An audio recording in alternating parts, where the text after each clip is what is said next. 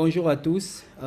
Merci beaucoup pour votre présence et bienvenue donc dans l'amphithéâtre de l'INRB pour cette formation de CEFRI pour cette année 2024. Il m'a été demandé de vous parler, de vous entretenir sur la place du laboratoire dans la riposte aux épidémies et aux pandémies. J'aurais bien voulu être présent physiquement avec vous dans la salle, mais suite à quelques contraintes opérationnelles, je n'ai pas pu effectuer le déplacement sur Kinshasa. N'empêche que la présentation sera en direct et ensuite je pourrai intervenir pour prendre les différentes questions. En fait, la présentation, il s'agit de la place du laboratoire dans la riposte aux épidémies et aux pandémies. Et donc, voici le plan de notre présentation. Ici, je parlerai du déploiement et de la gestion des laboratoires des épidémies ou des pandémies, le rôle même du laboratoire dans la riposte aux épidémies et finalement, la place des outils diagnostiques point of care. J'ai voulu, au cours de cette présentation, être le plus pratique possible en se basant sur la très grande expérience que regorge l'Institut national de recherche biomédicale, l'INRB, qui, au courant de ces 5 dernières années, a géré beaucoup plus d'urgences de santé publique de portée internationale en RDC sur les différentes étendues du territoire. Et donc, pour cela, je veux ici vous transmettre, parmi les nombreuses expériences, une des plus pratiques sur terrain. La première chose, il s'agit du déploiement. Alors, le déploiement et la gestion des laboratoires des épidémies. Nous avons publié cet article sur l'efficacité des laboratoires Ebola dans un contexte d'insécurité pendant la 10e épidémie de 2018 à 2020. En fait, cet article nous donne les backgrounds de la manière dont un déploiement en urgence et dans un contexte particulier peut être effectué. La première chose, ce qu'on doit savoir, c'est qu'il y a des décisions en fait, qui président au déploiement d'un laboratoire du terrain. Parmi ces éléments, le premier, ce sont les facteurs clés qui influencent ou qui président à la décision de pouvoir déployer le laboratoire ou pas. La première décision ou le premier motif, c'est l'augmentation du nombre de cas confirmés dans une zone ou dans une région qui n'a pas initialement reporté des cas. Deuxième chose ou deuxième élément, c'est les manques de structures des laboratoires préexistants dans la zone concernée. Troisième, c'est la possibilité qu'une épidémie puisse atteindre des grandes villes où on peut avoir par exemple un aéroport international, un port, une station de train, etc. ou alors une présence d'un réseau routier important. Quatrième élément à considérer lorsqu'on veut prendre la décision de déployer un laboratoire mobile, c'est en fait la densité de la population dans la zone concernée. Pourquoi? Parce que plus la population est dense, plus la possibilité de propagation de la maladie à large échelle peut être notée. Et bien sûr, le cinquième élément, c'est la possibilité des mouvements de la population, notamment lorsque les routes sont très praticables et en bonnes conditions, comme ça a été par exemple le cas lors de l'épidémie de 2018 à 2020 à l'est de la RDC, où le réseau routier était quand même un peu plus avancé par rapport à d'autres parties de notre territoire national. Et il y a aussi, sixième élément, la possibilité de pouvoir franchir les frontières internes ou même les frontières internationales. Par exemple, une épidémie qui atteint la ville de Goma, qui est à la frontière avec le Rwanda et qui n'est pas très loin de l'Ouganda, c'est un grand risque avec un aéroport international, mais aussi un port qui les fait communiquer, par exemple, avec la ville de Bukavu et par la route avec le territoire de Rutshuru et de Masisi. Et donc, pour ces genres de cas, il est impérieux de rapidement déployer un laboratoire mobile. Le septième élément à considérer, c'est la possibilité que l'épidémie puisse se répandre dans une zone qui n'est pas, par exemple, sous le contrôle de l'armée ou alors du gouvernement. Par exemple, on a des territoires qui sont occupés par les rebelles dans l'est de la RDC, dans lesquels il serait très difficile, par exemple, de pouvoir faire la riposte, et d'où il est nécessaire de pouvoir rapidement déployer le laboratoire pour que l'épidémie ne puisse pas échapper au contrôle.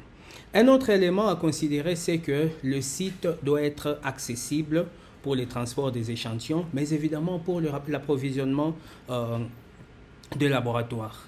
Les autres points que l'on doit tenir en compte, c'est par exemple la proximité des structures de traitement. Par exemple, un centre de traitement Covid ou un centre de traitement Ebola ou méningite qui doit être très à côté du laboratoire. Le deuxième élément additionnel à considérer, c'est l'accès facile aux équipes de surveillance, par exemple aux équipes d'enterrement dignes et sécurisées, puisque les équipes de la surveillance, les équipes de la recherche active, la surveillance communautaire, doivent provenir du terrain et apporter ces échantillons évidemment au laboratoire.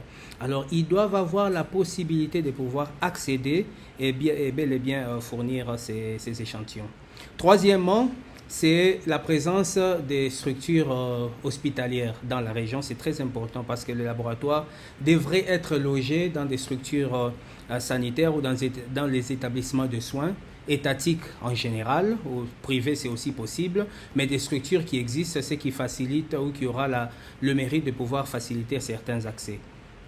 Évidemment, les structures ou les bâtiments qui vont être choisis doivent avoir assez de pièces qui sont construites en matériaux durables avec un système d'approvisionnement en eau, en électricité, c'est très important, et qui peut être facilement reconfiguré pour lui donner la forme que l'on veut lorsqu'on veut implémenter un laboratoire sur terrain. Également, on doit avoir un incinérateur pour la gestion des déchets et les moyens de sécurité doivent être réunis, surtout quand on est dans un contexte un peu plus perturbé. Au-delà, il y a les aspects logistiques et financiers qu'il faut considérer. La faible capacité, par exemple, de stockage des échantillons, surtout quand on en produit beaucoup. Il faut avoir des mécanismes d'évacuation de ces échantillons vers les endroits plus sécurs, des endroits où il y a assez d'espace.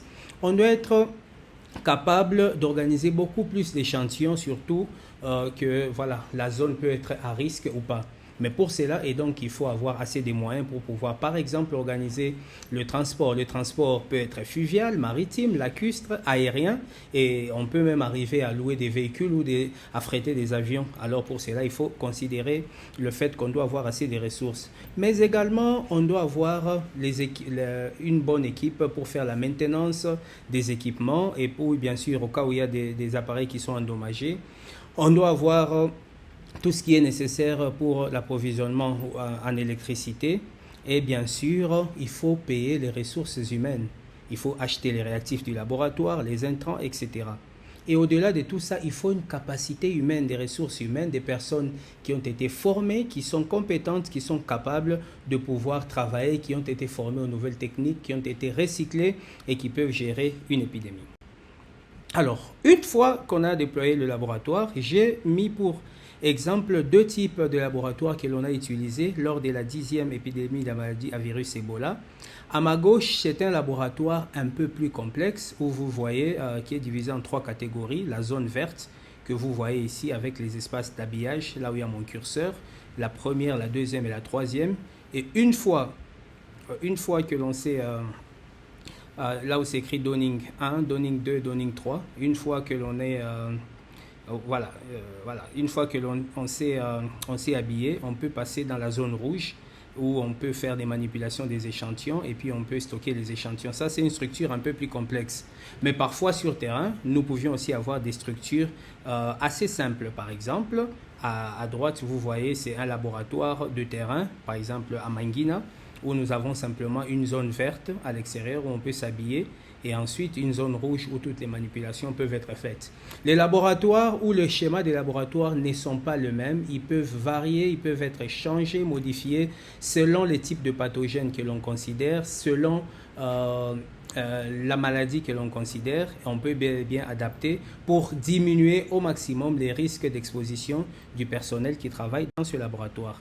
J'ai partagé avec vous les photos de ce laboratoire. C'est le laboratoire de l'INRB à Beni qui a été construit lors de la 10e épidémie. Nous avons designé le plan et ensuite le laboratoire a été financé par l'OMS pour sa construction. Il existe jusqu'à ce jour et c'est ce laboratoire qui constitue l'INRB Beni dans sa configuration actuelle. Comme vous le voyez, c'est un laboratoire un peu plus complexe avec La photo à gauche, les plateformes GeneXpert, au milieu, les boîtes à gants et les autres point of care dont on parlera plus tard. Et il y avait une salle de chaîne de froid, etc. Et sur la dia suivante, ce sont des laboratoires un peu plus simples. Par exemple, le laboratoire de Biakato à Ituri, où vous avez simplement une même salle où il y a un coin pour les point of care, GeneXpert et autres, et un endroit pour la boîte à gants.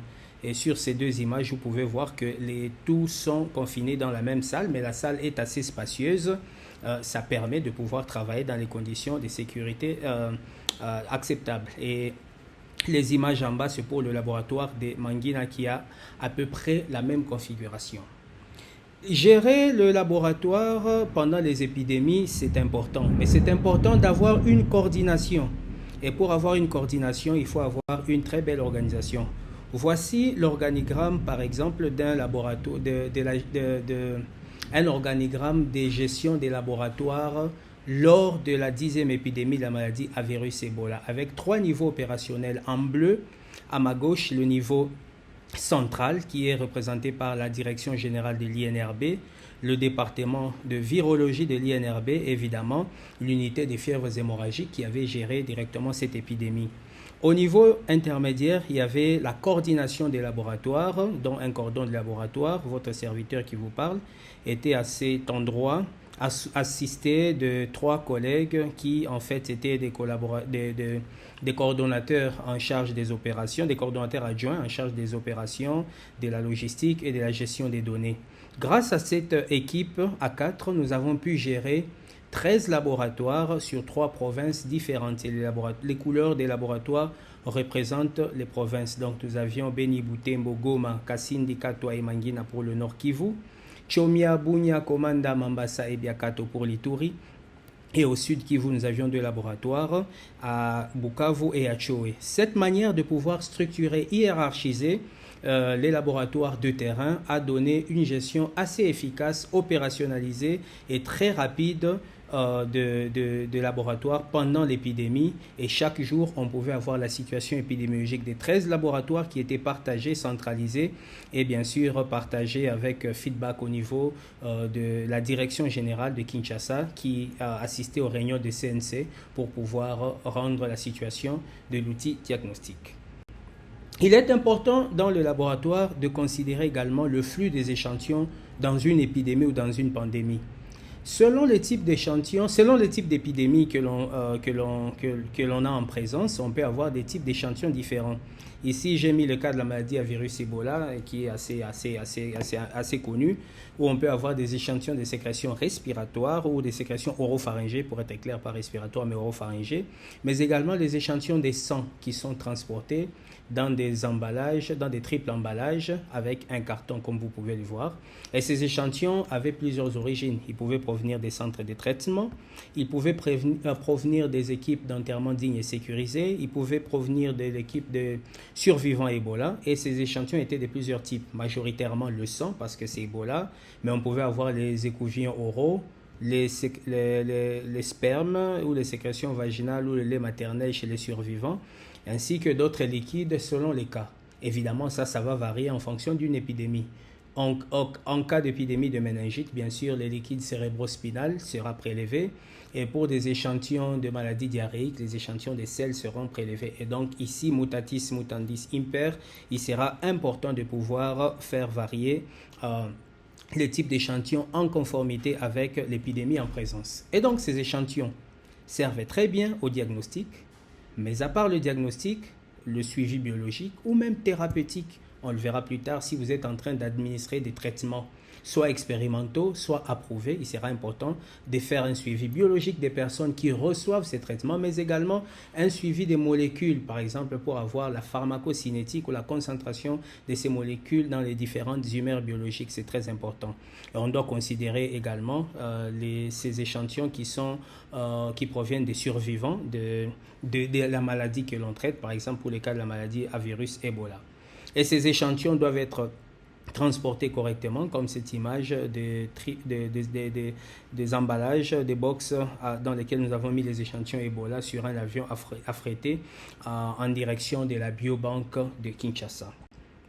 Il est important de savoir aussi qu'au cours d'une épidémie, ici j'aurais pris l'organigramme de la gestion de la 10e épidémie de la maladie à virus Ebola, le laboratoire est un pilier important de la riposte aux côtés de la surveillance, aux côtés de la PCI, aux côtés de la prise en charge médicale. Le laboratoire joue également un rôle très important. Et donc, c'est un maillon utile, efficace, mais il doit travailler en collaboration avec les autres maillons tels que la surveillance, tels que la prise en charge, tels que la PCI pour pouvoir faire une œuvre utile. Et bien sûr, il y a toute une coordination, soit pendant les épidémies ou les pandémies, desquelles les différents piliers dépendent. Et ceci est très important. Alors, après cette introduction, j'aimerais maintenant que l'on dise clairement quel est le rôle de laboratoire dans une riposte ou alors dans des épidémies ou dans les pandémies. J'aimerais à cet égard considérer 3 éléments importants. Le premier, c'est la surveillance et le diagnostic des épidémies. Le deuxième, c'est la recherche translationnelle, une recherche que l'on fait pour trouver des solutions aux problèmes qui se posent au courant de cette épidémie. Évidemment, le troisième point, j'aimerais considérer les aspects de la formation, du recyclage et du renforcement des capacités qui sont très utiles. Alors, le premier élément, je mets sur cette diapositive le cas du diagnostic de la maladie à virus Ebola. Bien avant le rôle du laboratoire pendant les épidémies de la maladie à virus Ebola était très primordial, mais il était très limité. Ce qui fait que le rôle primaire s'arrêtait à la surveillance et au diagnostic de la maladie. Et comme vous le voyez sur cette image où il y a cette germ-free glove box dans laquelle on travaille avec cette personne, ou alors cette fish box à ma droite. À quoi servaient ces laboratoires dans les épidémies antérieures? Le laboratoire servait à l'isolement des patients. Cet isolement de patients permettait le suivi et le traçage des contacts. Et bien sûr, une fois qu'on a prélevé les échantillons et qu'on peut analyser, on pouvait faire le diagnostic. Et on va suivre ces malades jusqu'à ce qu'ils puissent négativer, s'ils ont une infection virale notamment. Et une fois qu'ils ont négativé, la décharge peut être autorisée. Mais ce laboratoire structuré ainsi avait une très faible capacité opérationnelle. Pourquoi? Parce qu'elle s'est limitée au diagnostic, et c'est tout. Et à la fin de l'épidémie, nous étions obligés de pouvoir démanteler le laboratoire, ce qui fait qu'en post-épidémie, il n'y avait aucune activité de laboratoire. C'est le laboratoire qui vient faire face à une épidémie, et une fois que l'épidémie est terminée, le laboratoire est emballé et remis à son lieu d'origine, et la région reste sans laboratoire. Et donc pour la surveillance ultérieure, il sera encore question de pouvoir prélever les échantillons, les renvoyer par exemple à Kinshasa, à l'INRB, pour pouvoir refaire les diagnostics. Pourtant, on s'était déjà déployé sur terrain. Et donc voilà pourquoi il y a cette nécessité de redéploiement de laboratoire à chaque fois qu'il y aura une urgence. Mais avec le temps, le laboratoire a évolué, et notamment le laboratoire des épidémies et des pandémies, de sorte que son rôle à ce jour peut être amplifié, peut être upgrade, peut être amélioré, de sorte qu'il y ait le diagnostic, le suivi biologique, la surveillance, le séquençage, etc. Je vais vous montrer sur ces images. Par exemple, avec Ebola ou avec SARS-CoV ou alors le monkeypox, le laboratoire sert réellement au diagnostic. Et ici, j'ai mis quelques publications de l'INRB. Je n'ai mis que les publications de l'INRB pour montrer combien l'INRB est devenu une institution, un établissement important dans la lutte contre la maladie en RDC et dans le monde. C'est ainsi qu'au point de vue diagnostic, par exemple, il y a ces articles sur les diagnostics des tests rapides qui ont été faits, les tests rapides Ebola. Et il y a par exemple cet article sur la confirmation rapide de la souche Zaïre dans l'épidémie de Bikoro en 2018. Ça, c'est le rôle du diagnostic. Donc, un des rôles pendant l'épidémie ou pendant une pandémie du laboratoire est de pouvoir assurer le diagnostic, la confirmation du diagnostic, bien sûr, du pathogène X, n'importe quel pathogène qui est ciblé. Mais au-delà du diagnostic, nous avons aussi la possibilité de faire le suivi biologique. C'est ainsi que j'ai mis cet article de ce qui a été fait en Guinée, par exemple, où on pouvait faire le suivi biochimique, d'accord, pour observer les perturbations métaboliques et électrolytiques chez les patients qui étaient dans les CTE, dans les centres de traitement Ebola. Mais en RDC, nous avons également fait la même chose. Ici, j'ai mis chez les enfants où nous avons décrit la cinétique du virus, mais également les changements ou les perturbations biochimiques que l'on observe chez les enfants qui sont atteints de la maladie à virus Ebola. Mais en soi, à quoi servirait d'avoir le laboratoire dans une épidémie? Primo, j'ai résumé dans l'encadré à droite. L'efficacité, c'est d'abord le déploiement à l'épicentre de l'épidémie. Et une fois qu'on sait déployer à l'épicentre de l'épidémie, deuxième élément en faveur, c'est que le transport est plus facile et plus rapide, ainsi que l'analyse rapide des échantillons. Quand on analyse rapidement les échantillons, ça veut dire, troisième chose, on réduit fortement le temps de rendu des résultats. Et quand le temps de rendu des résultats est réduit fortement, ça signifie que très rapidement, les décisions de santé publique peuvent être prises, et je crois que vous ne voyez pas la suite, c'est prise rapide des décisions de santé publique. Les décisions telles que la vaccination, l'administration des thérapeutiques, la mise en quarantaine, par exemple le confinement, ce sont des décisions qui sont prises grâce aux éléments de laboratoire qui ont confirmé les diagnostics.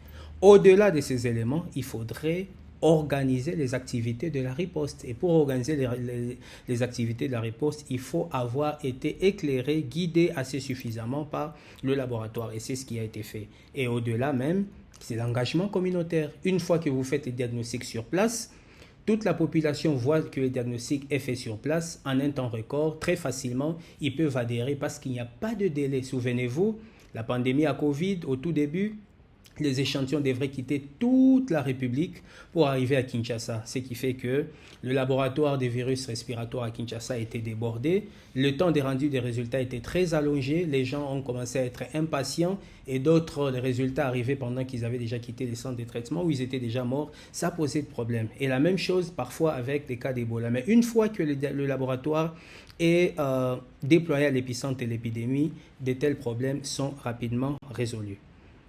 Mais au-delà des activités de diagnostic, le laboratoire sert également aux activités de surveillance. Par exemple, au Nord Kivu à Ituri, nous avons procédé à la surveillance post-mortem des cadavres suspects de la maladie à virus Ebola en utilisant les tests et diagnostics rapides. Ça, c'est le laboratoire.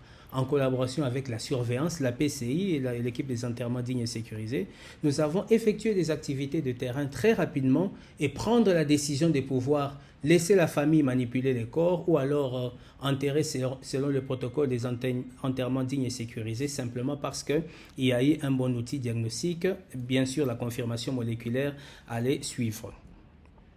Et au-delà du diagnostic, de la surveillance, il y a également le séquençage qui est devenu aujourd'hui le porte-lance ou alors le porte-voix de ces laboratoires. Pourquoi? Parce que grâce au séquençage, par exemple ici, on peut bien décrire l'épidémiologie moléculaire, déterminer la souche, les variants impliqués, et cela nous permet de pouvoir agir, prendre des actions de santé publique responsables en fonction des informations qui nous ont été fournies. J'ai pris pour exemple cet article de 2018 de Placide Mbala et collaborateurs sur les contre-mesures médicales qui ont été utilisées en 2018 lors de l'épidémie du Nord Kivu et d'Ituri grâce aux résultats du séquençage. Par exemple, le séquençage a pu donner des indications très claires sur les vaccins que l'on appelle RSV, le vaccin Merck, qui a été administré à plus de 300 000 personnes lors de la 10e épidémie de la maladie à virus Ebola. Grâce au séquençage, on a pu déterminer que le vaccin aurait une efficacité sur les personnes qui les recevraient en se basant sur la séquence génétique du virus.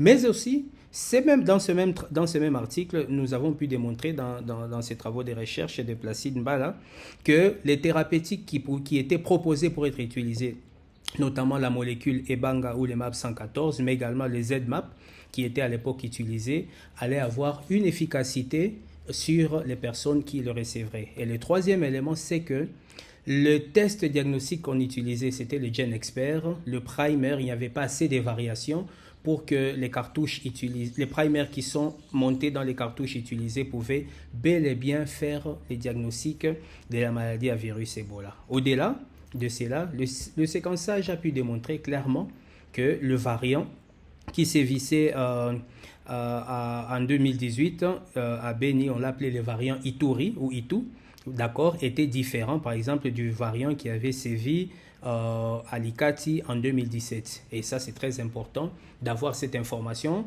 ou alors très différent du variant qui a sévi à Bikoro en 2018 ici, parce que la plupart des gens ont pensé qu'il y aurait eu une connexion entre l'Équateur, parce que les deux épidémies étaient simplement distantes, ou alors la durée entre les deux épidémies était d'à peu près 3 mois. Alors on a pensé que l'épidémie de Bikoro, du Nord Kivu, de la variant Ituri, serait liée au variant Tumba, alors que c'était vraiment un élément de différence. Je voulais aussi montrer le rôle du séquençage quand on le déploie sur le terrain. Ça fait toute la différence. Le séquençage peut être utilisé, bien sûr, au laboratoire à distance, par exemple à Kinshasa, en tout début d'épidémie. Voici l'illustration la plus simple. Entre la collecte des échantillons et le séquençage, lorsque le séquençage était fait à Kinshasa, la durée était d'1 mois, 30 jours. Et nous avons pu analyser simplement 33% d'échantillons positifs qui étaient reçus.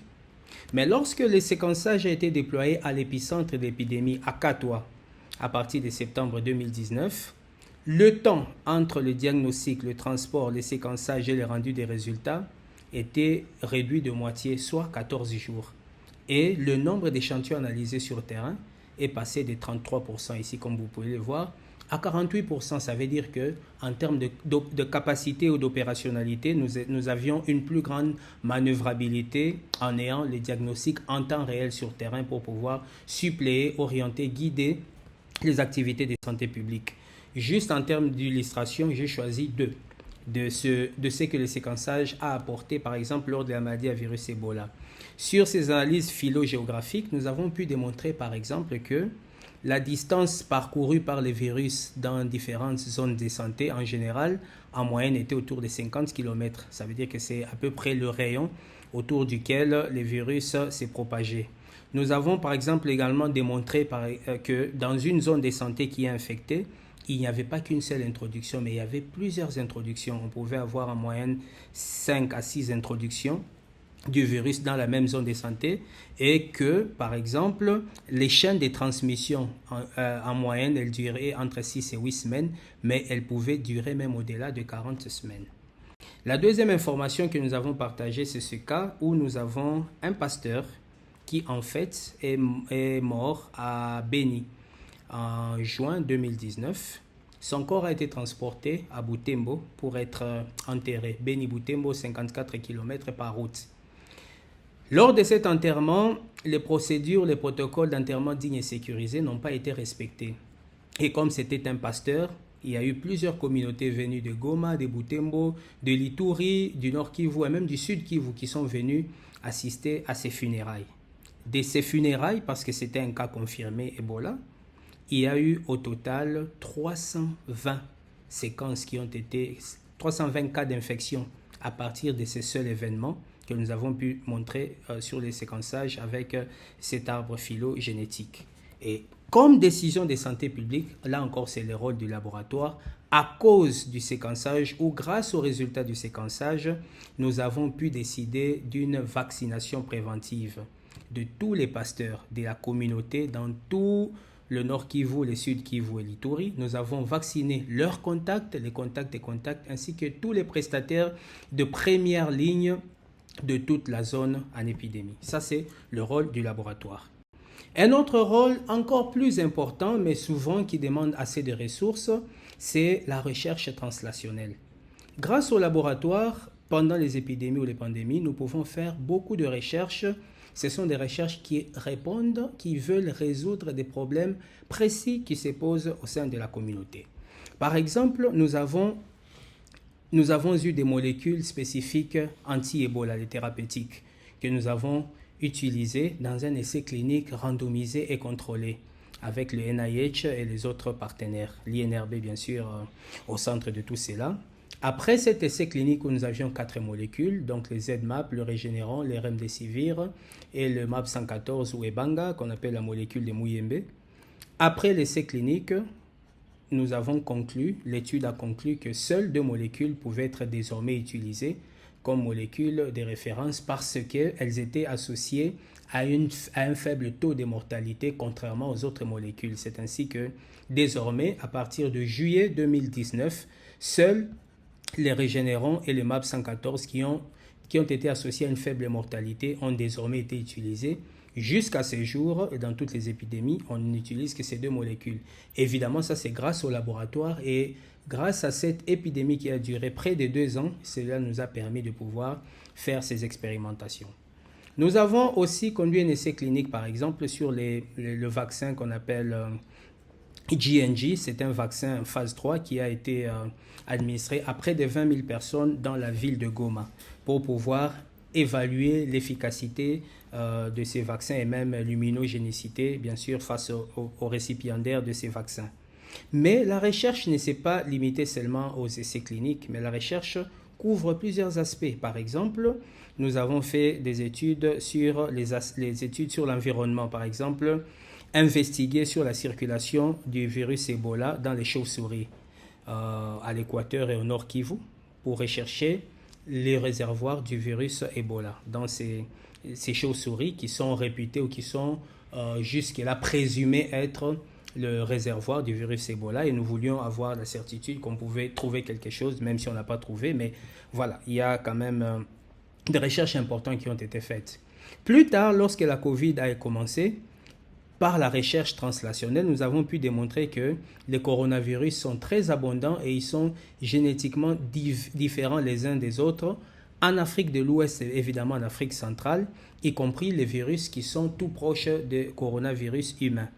Et puis nous avons également fait d'autres recherches, par exemple sur les réservoirs toujours à Likati lors de l'épidémie de 2017, mais aussi sur les survivants Ebola. Par exemple, nous avons produit un document dans lesquels nous montrons l'impact de l'infection sur la santé maternelle de la reproduction. C'était une première fois où on avait quelques cas documentés, mais aussi d'autres éléments tels que l'apport de la sérologie dans la maladie à virus Ebola. Dans ces 2 articles où, par exemple, nous avons montré dans ce premier que grâce à la sérologie, on pouvait avoir des cas additionnels qui ont été détectés. C'est ainsi que dans cet article, on a détecté plus de 1000 cas de la maladie à virus Ebola qui avaient des anticorps qui pourtant lors de la PCR ils étaient testés négatifs et les patients avaient été déchargés comme étant des non-cas. Mais de toutes ces personnes qui ont été déchargées comme étant des non-cas, nous avons réussi par exemple à détecter encore plus de 1000 personnes qui étaient considérées comme étant positives. Vous voyez comment le laboratoire dans la recherche translationnelle peut apporter encore un rôle très important, peut apporter voilà une contribution assez substantielle dans la compréhension. Je vais parler du 3e point de rôle du laboratoire dans les épidémies et les pandémies, c'est la formation. Et le recyclage, le renforcement des capacités des prestataires, ça c'est très important. Pourquoi? Lorsqu'on a des épidémies, on a la capacitation que l'on fait pour le compte de la surveillance, pour le compte du diagnostic. Mais lorsqu'on engage des essais cliniques ou des études, ça veut dire que le personnel reçoive encore une capacitation au-delà de ce qui est requis parce qu'elles doivent être capables de rencontrer toutes les normes et les mesures qui sont recommandées pour pouvoir participer à des études scientifiques avérées, évidemment, qui ne souffriront d'aucune contestation suite à la pauvreté de la qualité, d'accord, du travail qui va être offert. C'est ainsi que le personnel, que ce soit aux États-Unis, au Japon, en Suisse ou même à Kinshasa ou à Goma ou à Lubumbashi, les personnels qui sont impliqués dans les études doivent avoir la même formation, le même niveau, la même compréhension. C'est ainsi que ces personnels peuvent bénéficier bien sûr des formations sur les essais cliniques, sur la gestion des données, comme on a fait avec les études avec plusieurs partenaires, sur la gestion des données, les transports des échantillons, la biosécurité, la biossûreté, les manipulations, etc. On a plein d'éléments pour lesquels les personnels du laboratoire sont capacités pendant les épidémies. Souvent, quand il n'y a pas d'épidémie, c'est très difficile que la plupart des partenaires pensent à organiser des formations assez détaillées, assez pointues et assez efficaces sur certains aspects des laboratoires. Cependant, avec la nécessité ou l'urgence qu'impose l'épidémie, diverses formations sont offertes et donc le laboratoire ou l'épidémie devient, ou la pandémie, une opportunité pour les laboratoires de pouvoir se développer. Et nous allons le montrer sur la dia qui suit. Et donc, la capacité, construire les capacités, ce qu'on appelle les capacity building, consiste également au transfert rapide des connaissances, des outils et des compétences au personnel local. Et ça, c'était une très grande réussite pour l'INRB, par exemple, lors de la 10e épidémie, avoir géré 13 laboratoires sur 3 provinces et avoir capacité des personnels locaux.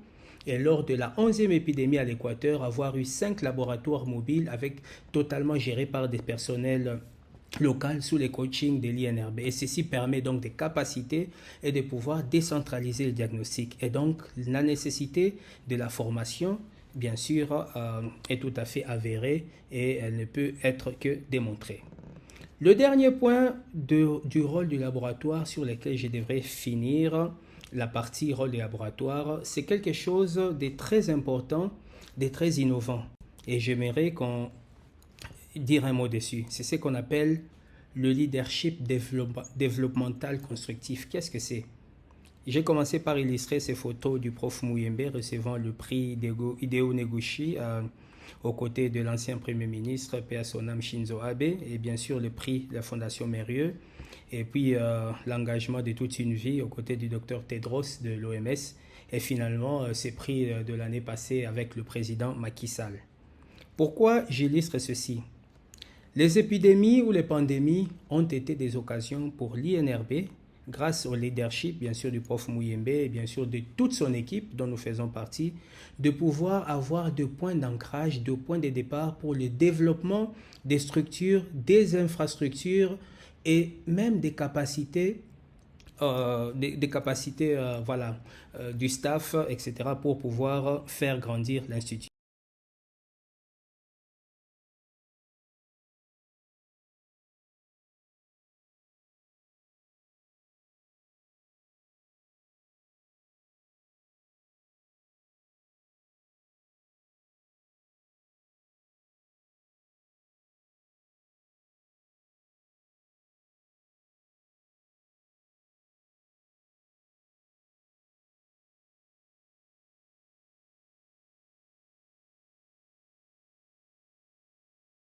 Voici ce qui est devenu ce laboratoire que vous voyez sur les images.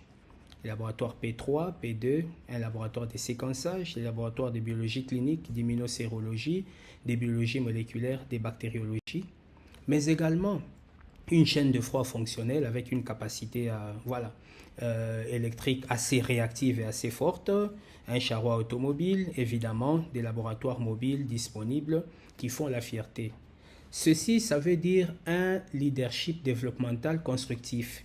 Partir d'une épidémie, pouvoir construire des infrastructures, des capacités, former les gens et mettre en place des structures permanentes qui restent pas seulement pour le Nord Kivu, mais pour toute la région de l'Est de la RDC. Ceci partit d'une épidémie. Et une épidémie qui est devenue le point de naissance d'une nouvelle antenne de l'INRB Goma grâce au leadership développemental constructif. Alors, la dernière partie de ma présentation, j'aimerais discuter avec vous pendant 2 minutes des rôles des point of care. Les point of care, ce sont des outils diagnostiques qui permettent très rapidement de pouvoir faire le diagnostic en faisant très peu d'exercices, très peu de manipulations et en ayant des résultats assez rapidement. Parce que c'est grâce au point of care que la plupart d'épidémies, les dernières épidémies ont été gérées, que ce soit pour les diagnostics et autres. Les point of care ont joué un rôle très important et je voudrais que vous puissiez les connaître et savoir qu'ils peuvent être très efficaces, très rapides et vous fournir des résultats assez rapides, comme on dit en anglais, straightforward, très direct pour pouvoir vous aider à faire le diagnostic. Alors, en sens large, ce sont des tests, les point of care, ce sont des tests de diagnostic de laboratoire. Et ils servent bien sûr à être utilisés à proximité au chevet du malade ou du patient. Mais ils ont aussi un avantage, c'est qu'on peut rendre les résultats très rapidement de manière accélérée et il requiert très peu de manipulation puisque l'interprétation des résultats est assez facile et aisée et il vous permet de pouvoir prendre la décision rapidement. Souvenez-vous, le rôle du laboratoire à l'épicentre, c'est de pouvoir raccourcir la durée du diagnostic pour rendre rapidement les résultats. Ensuite, ils peuvent être utilisés pour plusieurs fins, pour plusieurs pathologies virales, bactériennes, parasitaires, mais pas seulement les pathologies infectieuses, même les pathologies non infectieuses. Ils peuvent être utilisés en biochimie, en hématologie, pour des troubles de la coagulation, les syndromes coronariens, le diabète sucré, etc. Il y en a, et même la grossesse, on les utilise également.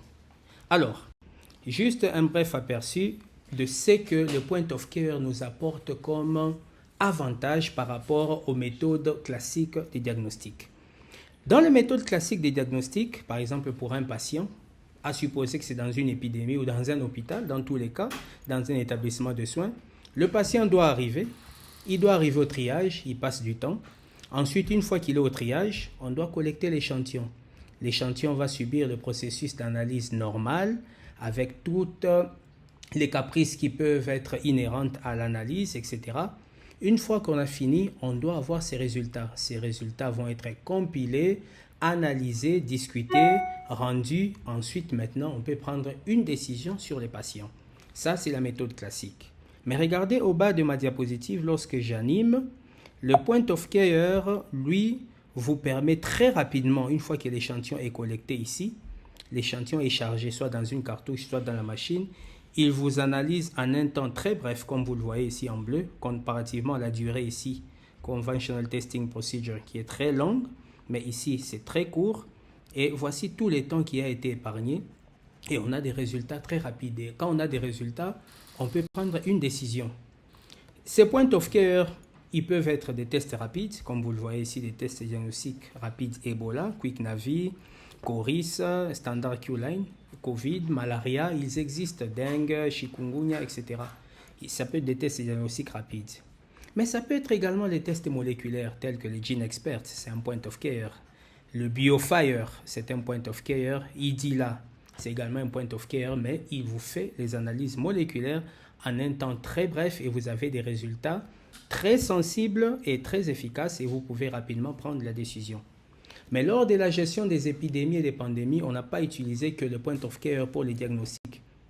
On a également utilisé le point of care, par exemple, pour la biochimie et la coagulation. Le fameux Piccolo qui a permis de pouvoir détecter les anomalies biochimiques. On a d'autres tels que l'hémochrone qui est utilisé pour les anomalies et les troubles de la coagulation. Il vous donne des résultats ici en 10 minutes. Ici, je crois, hémochrone, c'est en 2 minutes. C'est très rapide. Quoi qu'il en soit, les GeneXpert, c'est en 100 minutes, 1h40 minutes. Cela a été très rapide. Et on a également les point of care pour l'hématologie. Par exemple, le Sysmex ou alors le Pixel. Avec le Sysmex, vous avez 2 minutes à prendre et vous avez le résultat de l'échantillon et le Pixel également avec une cartouche. Et puis vous avez le iStat par exemple qui vous fait la gazométrie sanguine également en 2 minutes. Voilà, je voulais ici vous présenter ces différentes point of care qui ont aidé ou qui peuvent aider dans les diagnostics ou dans la gestion des épidémies ou des pandémies, que ce soit Ebola, que ce soit Covid ou même le monkeypox. Ils sont très utilisés actuellement à Tunda et à Kolé avec l'essai clinique sur le tecovirimat avec le monkeypox au NIH.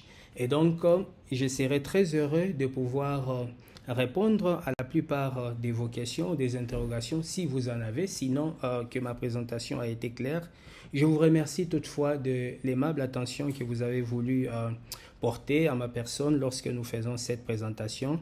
Évidemment, je vous remercie et je reste disponible pour les questions. Merci.